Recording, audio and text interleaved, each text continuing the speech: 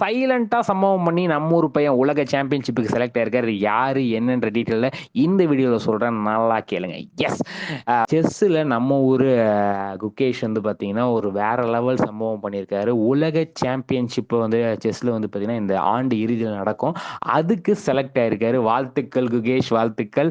S, வந்து பார்த்தீங்கன்னா tournament நடக்கும். அந்த டோர்னமெண்ட்ல வந்து பார்த்தீங்கன்னா இப்போதைக்கு கிராண்ட் மாஸ்டரா இருக்க ஒரு அவங்க ஊரை சேர்ந்தவர்கள் வந்து பார்த்தீங்கன்னா வேர்ல்டு லெவலில் இருக்கிறவங்க வந்து அவங்க ரெப்ரசன்டேட்டிவாக ஒரு 8 பேர் அனுப்பி வைப்பாங்க. அந்த 8 பேருக்குள்ள வந்து பார்த்தீங்கன்னா ரவுண்ட் ராபின் முறையில் வந்து பார்த்தீங்கன்னா மேட்சஸ் நடக்கும். ரவுண்ட் ராபின்னா ஆளுக்கு ஒருத்தர் கூட வந்து 2 மேட்ச் ஆடணும்.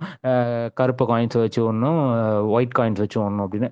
இதெல்லாம் பார்த்துட்டு பார்த்தீங்கன்னா ஓவரால் பாயிண்ட்ஸ் டேபிளில் யார் டாப்பில் இருக்காங்களோ அவங்க வேர்ல்டு லெவல் செஸ் சாம்பியன்ஷிப்புக்கு செலக்ட் ஆவாங்க. வேர்ல்டு லெவல் செஸ் சாம்பியன்ஷிப்புக்கு செலக்ட் ஆகிறதுக்கு எவ்வளோ பெரிய ப்ராசஸ் அப்பா அப்படின்னு கேட்டிங்கன்னா, ஆமாம், வேர்ல்டு லெவல் செஸ் சாம்பியன்ஷிப்னா சும்மாவா அங்கே கால்சன்லாம் இருப்பார், அவரை எதிர்த்து போட்டியிடலாம்ல, அந்த மாதிரி வந்து பார்த்தீங்கன்னா டோர்னமெண்ட் அதுக்கு வந்து ரெடி பண்ணுறது தான் அந்த கேட்னன் டோர்னமெண்ட். ஸோ வந்து பார்த்தீங்கன்னா இதில் குகேஷ் வந்து பார்த்தீங்கன்னா நேற்று 9 புள்ளிகளுடன் முதல் இடத்துல இருந்து வந்து பார்த்தீங்கன்னா உலக செஸ் சாம்பியன்ஷிப்புக்கு வந்து செலக்ட் ஆயிருக்காரு. வந்து பார்த்தீங்கன்னா அதில் வந்து நம்ம பிரக்யானந்தாவும் கலந்துருந்தார். ஆனால் அவர் வந்து பார்த்தீங்கன்னா 7 பாயிண்ட் தான் எடுத்திருந்தார். ஒரு ஃபோர்த் லெவலில் தான் இருந்ததுனால வந்து பார்த்தீங்கன்னா அவரால் செலக்ட் ஆக முடியல. ஸோ வந்து பார்த்தீங்கன்னா லாஸ்ட் மேட்ச்சு அந்த அந்த டோர்னமெண்ட்ல வந்து லாஸ்ட் மேட்ச்சு. ஆனால் ஆல்ரெடி வந்து பார்த்தீங்கன்னா 9 ஒரு 8 பாயிண்ட் 8.5 பாயிண்ட்ஸோட இருக்காரு.